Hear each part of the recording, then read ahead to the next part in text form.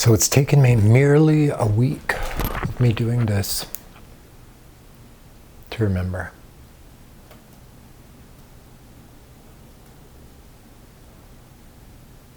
Merely a week of facing myself to remember who I am. Remember my purpose.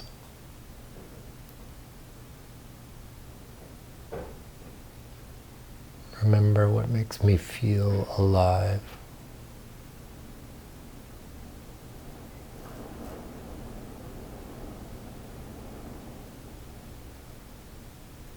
Remember what I'm willing to give up. Remember what I'm willing to die for. Remember why I came here.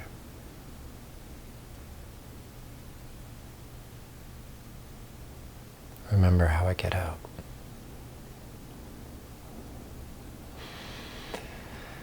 And out means the trap of illusion, and whether it's part of our lesson or not, whether it's a projection or not, we still have to face it. We still have to face it within this drama, this game that we exist in. And ultimately it may be our own self. But while we're in this framework, in this game, it is projected outward, and we need to approach it. We need to address it. We need to face it with wisdom, with intelligence, with a willingness to face our fears and the resistance and the difficulty. And my intuition about that has led me to this kind of self-confrontation.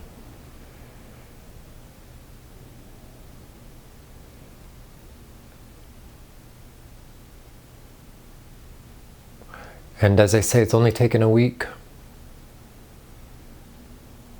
to really catalyze that passion and that intensity that is necessary to push through all of the fuckery, all of the bullshit. And whether it's mine or it's the world's, it's bullshit. That my life is just about keeping everything comfy and safe and within the rules, complying and submitting to an external authority. And the levels of that, the degrees of that, the subtleties of that are immense.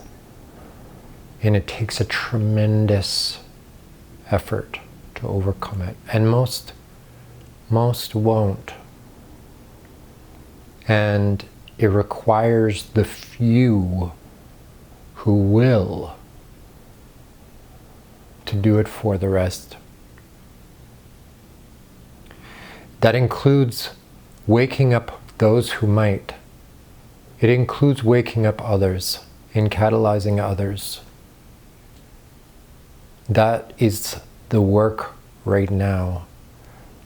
To find the ones who are still a bit sleepy, and that's always a risk of going back to sleep, of falling asleep. We need to be vigilant.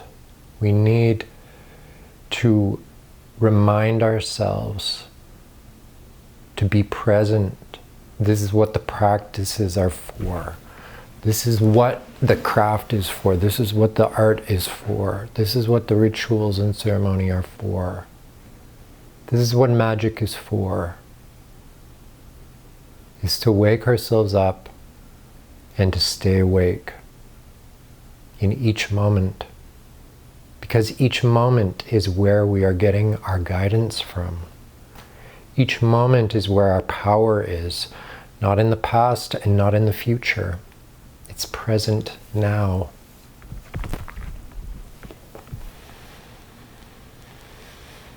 And now is always where the battle is taking place.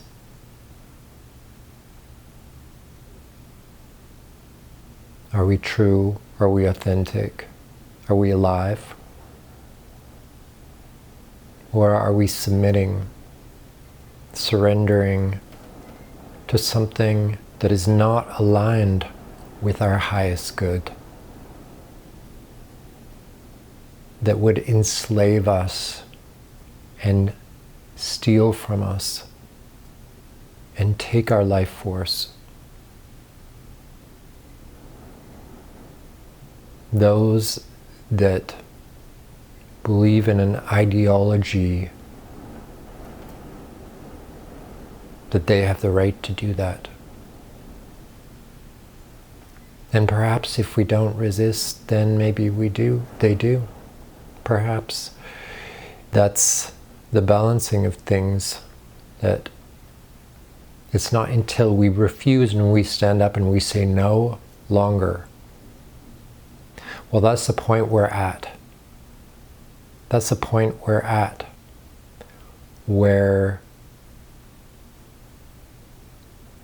the wheat is being separated from the chaff.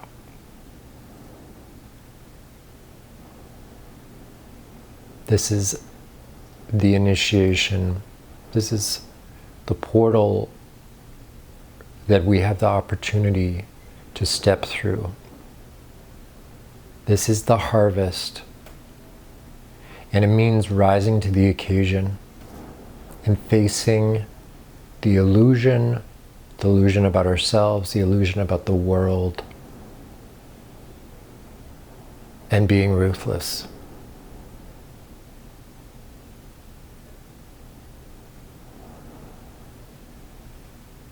It doesn't mean being unconscious at all. That means willing to face your own shadow, your own attachments, your own weakness, your own excuses.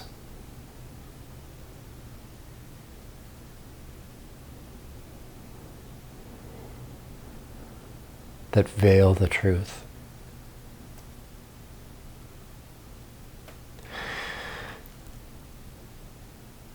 I was remembering how in 1999 I took part in the Battle of Seattle, the World Trade Organization protest.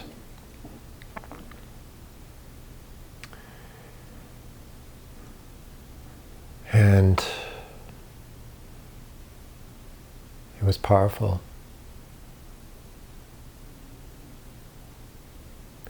And shortly after that, I participated in a magical activism workshop with the very famous witch Starhawk, the author. And she taught us, she explained to us that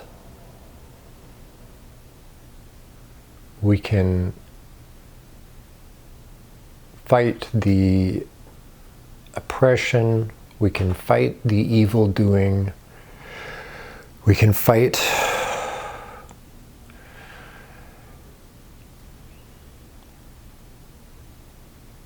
with magic. I even have a copy of her book that she signed. She signed for me. And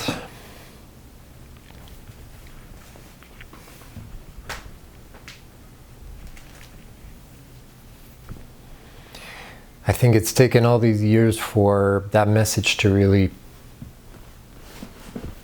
come to fruition within me. It was always on the back burner. It was always present within me. My awareness of the injustice of the world has been around for a long time, for a long, long time.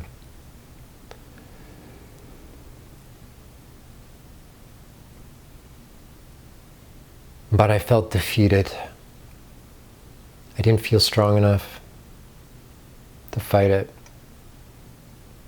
And I didn't know exactly how to fight it. I didn't know what to fight. I just was aware that there was something very wrong with the world.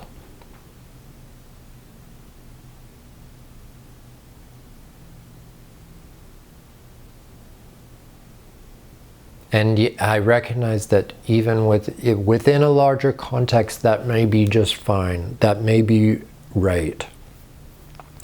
But also what is right is, in being a human and living in this world, is doing this art of living, this magic of attending to the moment. And if our heart is aching because of injustice, because of cruelty, because we feel there's something terribly off about the messaging, and we see through the bullshit, we see through the lies of those who would tell us that they have our best interests in mind.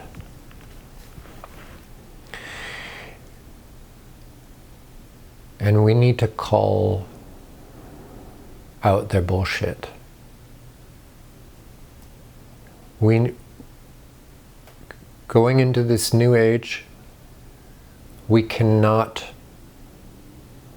bring with it the baggage of the previous one. We cannot let the would-be rulers and controllers just roll in this technocratic society that will allow them nearly complete control of humanity. No. Technology is not the problem, and in fact it can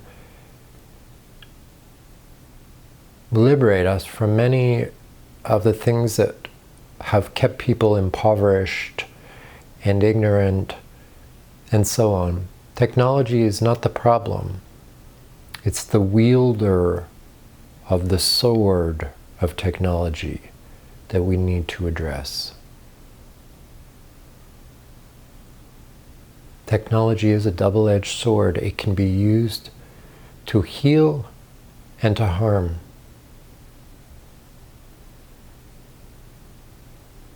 And we need to make sure it's in the right hands. We need to make sure it's with the right intention.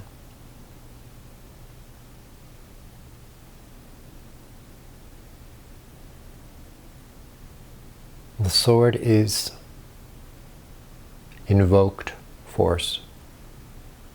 It requires mindfulness.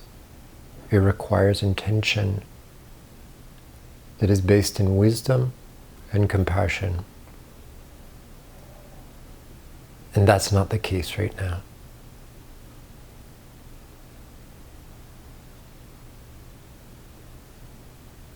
We must come together and state clearly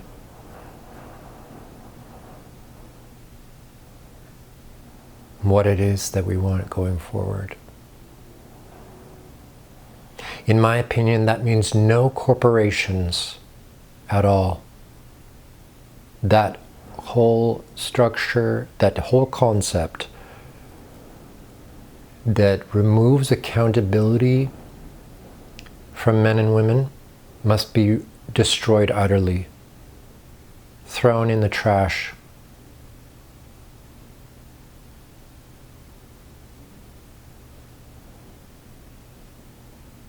It's an egoic outgrowth. It's a false self. It's an illusionary identity that has no soul.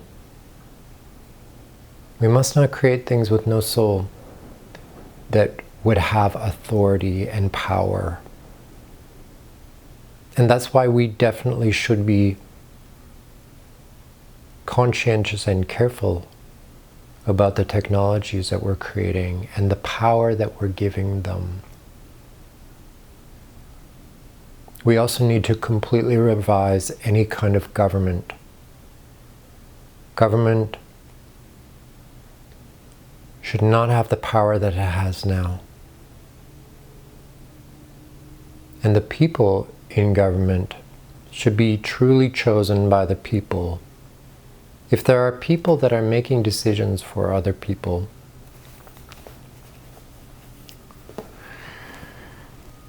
we need to go about it in an entirely different way.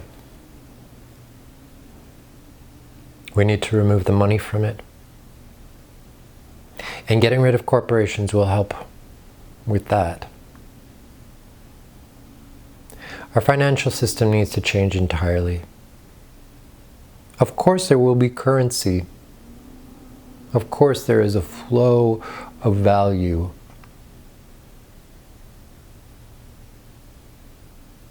And we'll need to work that out and figure that out. We got 2,000 years of Aquarian age. But right now, we need to figure out how to separate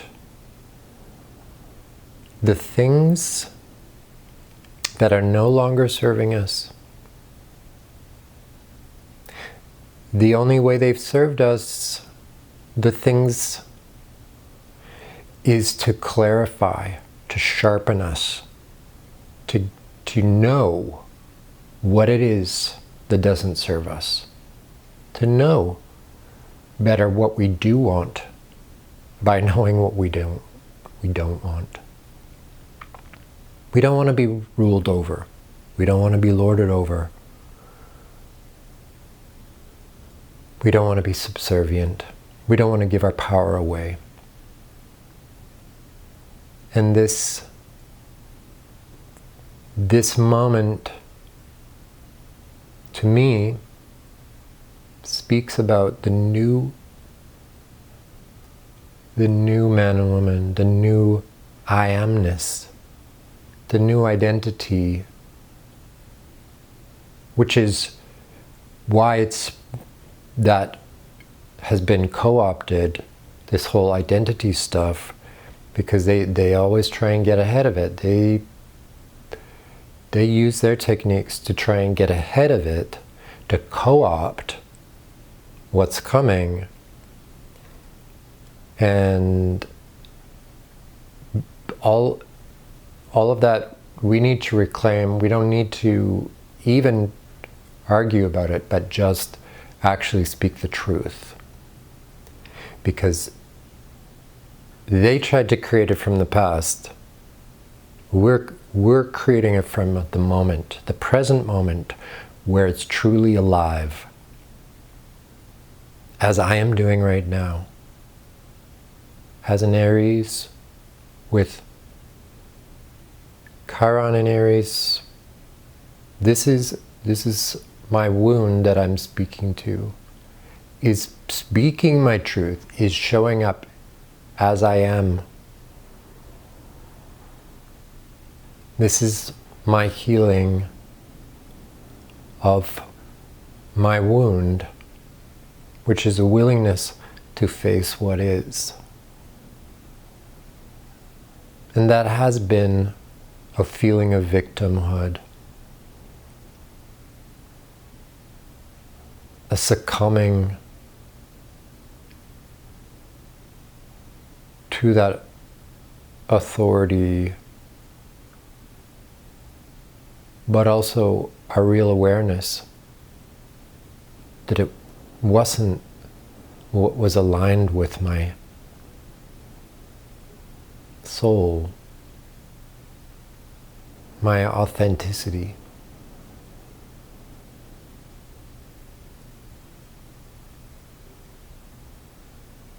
So my discomfort and my suffering has served me in that it provoked me to question and challenge the narrative, as I've been doing since before 1999. 26 years ago. This is part of who I am. And it is about magical activism. We cannot defeat these would-be oppressors with might, with the things that they have hoarded in huge amounts, guns and weaponry and even foot soldiers. We can't defeat them in that way.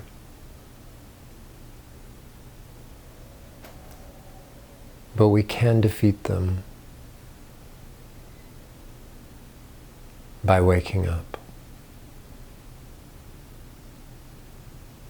by facing our shadow,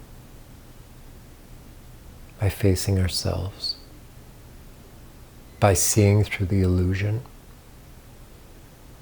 by saying no, by refusing their seductive techniques, by refusing their manipulations because they pale in comparison to the voice of our spirit, the voice of truth within us. We see right through their bullshit. We see what cowards and liars they are.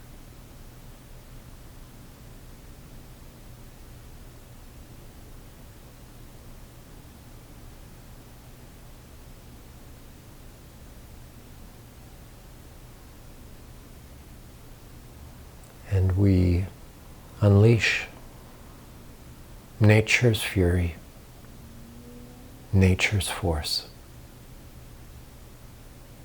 upon them. The universe has our back. Nature is within us.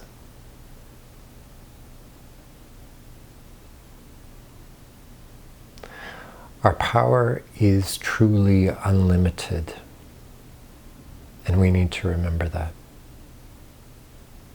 We need to remember that no one can enslave us unless we give them that power. And we've given them that power for a long time. It's time to remember who we are.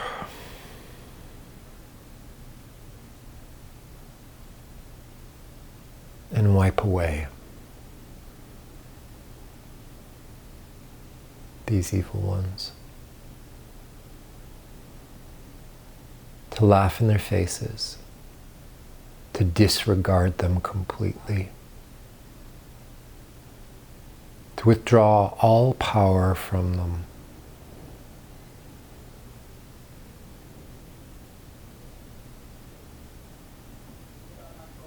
They can only exist by stealing our power. They have none of their own.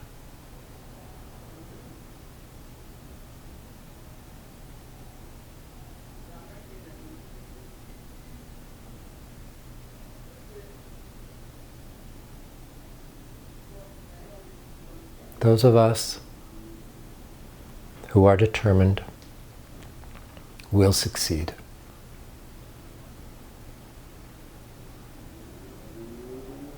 And we will bring others with us, as others have helped us too. We are part of a web, just like nature.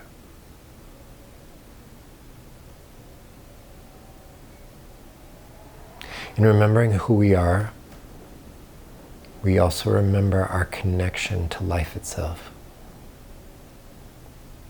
We remember our connection to the universe.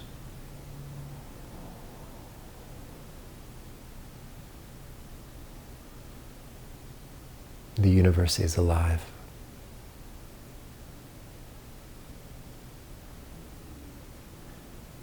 And benevolent. And so loving that it allows everything. It allows hatred. It allows greed. It allows enslavement. Because it knows that in that allowance, eventually there is a dispelling. There is a waking up from what is not true.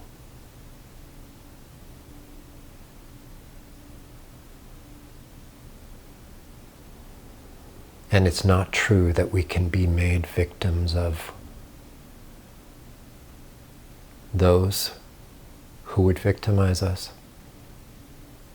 It's only through our willingness, our apathy and laziness, our sleepiness and our attachment, all the drugs they have fed us, all of the illusions they have painted for us.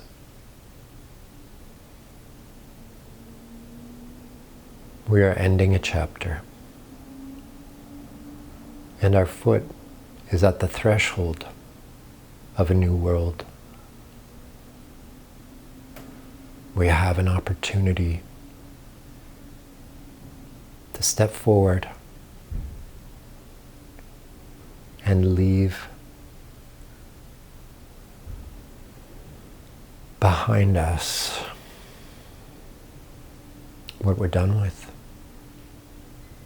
what no longer serves.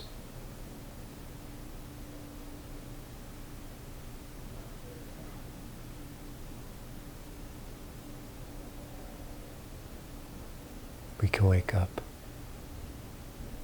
to the truth.